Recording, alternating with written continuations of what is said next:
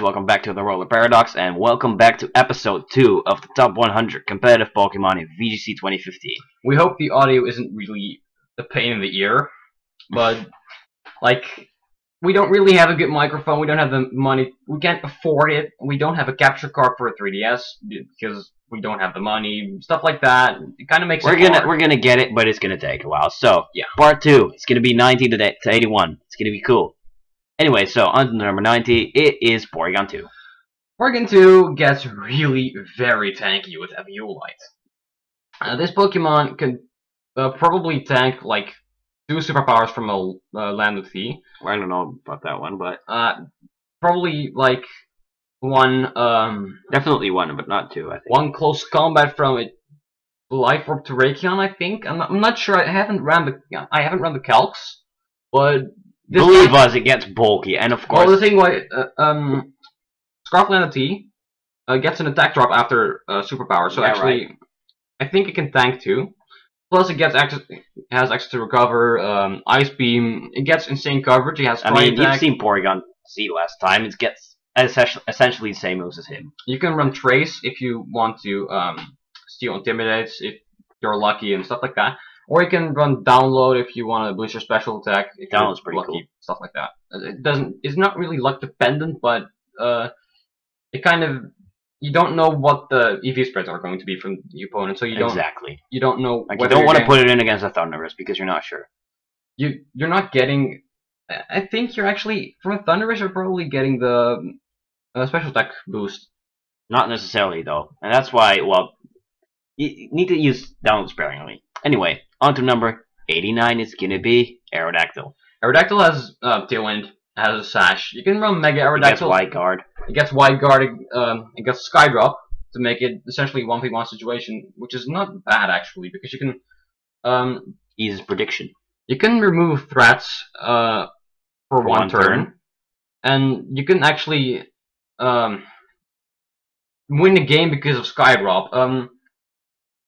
It kind of, well, the Mega isn't too bad, but it's not really great either because it's not frail, but its typing makes it sort of frail. Yeah, Rock Flying is horrible. I mean, it doesn't even give you a neutral hit to Rock, which is kind of problematic. Yeah, it has a weakness to Rock, which is a really common thing in VGC because you're going to see Landers a lot, and it has Rock Slide pretty much 100% of the time. Unless there's a dumb opponent on the field, because, like... But the other thing about... dumb opponent appeared. Anyway, the other thing about the Mega from Aerodactyl is that it takes up an entirely different role. It tries to make it a sweeper, but it doesn't really have the great move pool to do so. Well, it gets Rock Slide, it gets Acrobatics, it gets things like that. But it has awesome stats for a sweeper, but it doesn't have the move pool for a sweeper. And Tough Claws are pretty good too. But anyway, next one is going to be Mienshao. This thing is a fake-out threat, mainly, and it just high jump kicks everything into oblivion. Well, it's not really good in doubles. I don't care. I'd say run something like low kick on it instead of high jump kick because you don't really, or you're going to want to use high jump kick if you really want to play that risky. But I don't recommend it. You can also run jump kick, I think, not sure, but you can run ally switch. This guy gets ally switch. It's really hard for people to predict whether you're going to ally switch after you revealed it or not. So, and before it, it's just you don't know. Like, I mean, I've seen people use ally switch, and I was like, "What does that do again?" Oh yeah, that move. Oh god. Yeah, well, he basically got completely outplayed turn 1 when a friend of ours used ally switch. Yeah, but the problem with ally switch is it's pretty much a coin flip. After revealing it, it's a coin flip. You don't know whether the opponent is going to predict your ally switch. It's basically, okay, do we hit ally switch or do we not hit ally switch? It's not really... It's one of two things, and if the opponent predicts correctly, you're screwed. Yeah. Because you lose your move for this turn. Anyway. Can this guy do anything else? I'm not sure, but it has a good attack stat. It has a great speed stat for VGC, stuff like that. 105, right? I think, or 108, I'm not sure. Something above 104, I think.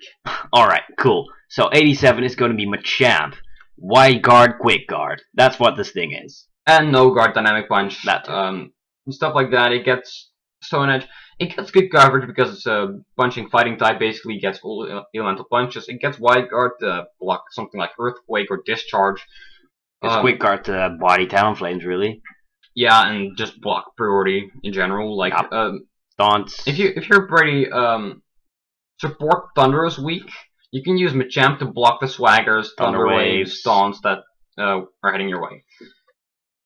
So it's kind of a cool thing, but it's more support than it actually hits. You can also run Scarf Machamp to actually get some damage going, but the thing is, it's good damage too because Dynamic Punch is amazing. Anyway, I think it has a really awkward speed tier for Scarf, around 55.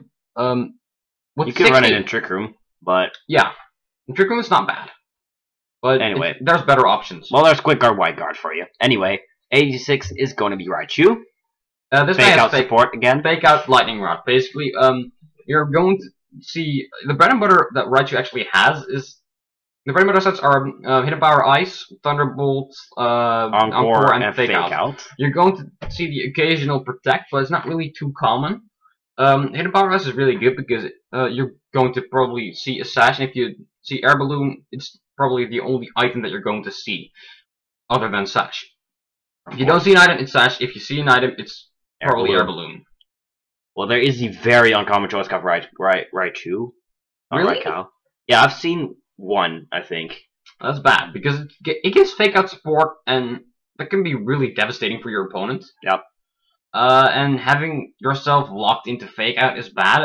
Not having Fake Out is bad, and stuff like that. It's not recommended. And it has a good speed there for Encore as well. 110 is not bad. Well, it lacks Prankster, of course, but well, it got good speed. You can deal with it.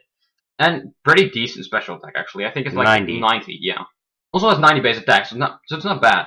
You can, but if you run, is going to do pretty decent damage. If you want to run Sweeper from this family, you better be off with Lightbulb Pikachu because it's just way better. It's like 150 base special attack if you break something it down. like that. Anyway, number 85 is Mega Camerupt. Trick Room plus this thing is monstrous. That's sheer force, basically meaning your attacks are going to do a lot more damage. And even if you run with side effects, otherwise you don't. Even if you run Modest, fully invested in a special attack, your Rock Slide is going to do more damage than the Ancient Power, I think. But that's single target Rock Slide, and it depends. Well, Rock Slide is just a better move in general. Do you want to have spread, or do you want to have like Ancient Power? If you want to have spread, you're going to want to run Rock Slide.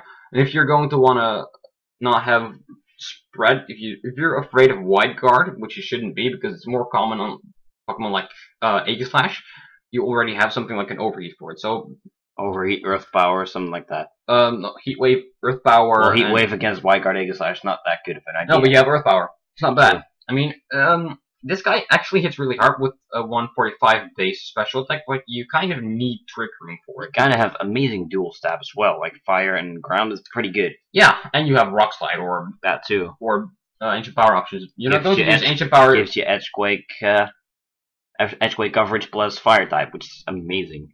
Yeah, and basically what Mega Camera needs is Trick Room because it has a 4 times weakness to water, so it's kind of not great. Well, you can have a Gastrodon next to it, but yeah, you can have a Gastrodon next to it. I mean, spread water is not common at all. You see the occasional Surf Politoed or Surf Jellicent paired with Muddy Water Gastrodon. Anyway, don't get me started on that. Run Muddy Water on your own Gastrodon. Anyway, on to number 84 is Dragalge. This guy gets adaptability. It hits really hard with Sludge Bomb, Dragon Pulse, Draco Meteor, stuff like that. It's just I haven't really looked into the Pokemon, but well, it's got pretty good special defense too, and it's got like 95 special attack. Yeah, this thing straight up counters Sylveon, really. Like Sylveon cannot touch it. Like Hyper Voice, like a 2 or 3 KO. Yeah, probably. Yeah. And it outspeeds, and it can Ulco or no. No, it doesn't outspeed. It has 45 base speed. So really, yeah.